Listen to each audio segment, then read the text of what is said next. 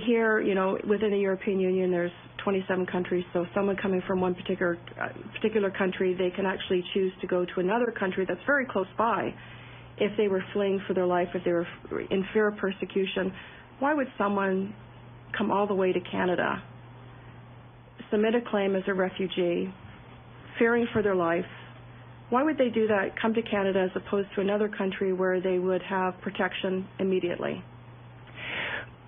Well, although if you're a citizen of a European country, you're allowed to cross the border and enter another country, there's no provision that you can get protection in that country at all. The European Accord on the Common Asylum System, in fact, prohibits the extension of refugee protection to EU national citizens. So somebody who is, for example, of Roma ethnicity and is fleeing persecution will find, in fact, that not only can they not get protection in a neighboring European state, but they also cannot remain there because capacity to remain is contingent on finding a place within the labor market, and it is for the group of people who are severely discriminated against. One form this discrimination takes is often labor market discrimination, so they cannot get the one thing that will allow them an actual right to remain within that country. And so although it is a small number and a small percentage, and although much of Europe is quite a reasonably safe place for most individuals, in cases of severe discrimination, the right to remain can simply not be extended.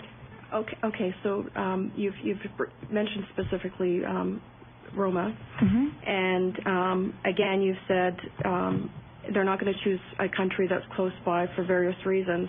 So my question again goes back to why come to Canada, file as a refugee claimant, not come through the proper way of coming to Canada with a visa and permanent residency and so forth, and then abandon their claims. To me, it doesn't make sense to say that they can't go to another European Union country and receive that protection, but in fact, they come to Canada, accept 1 to 2 years worth of benefits, and then don't show up for their hearing, have abandoned their claims, voluntarily leave, and go back to their country of origin.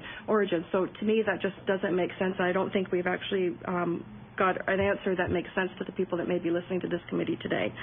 As a separate side note, when we talk about the European Union, would you say that the health benefits and the welfare system here in Canada is far better than countries in the European Union?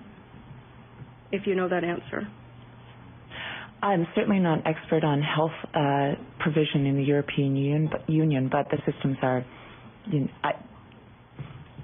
I probably just should say I'm not an expert on European health care, but we know it's high standard Western world. We've actually had someone from the Taxpayers Federation here that indicated that it's cost Canadian taxpayers about $50,000 per refugee claimant. We have some figures, $170 million per year in benefits, such as welfare, health benefits, et cetera. I'm afraid time's expired. I'm sorry. Thank you.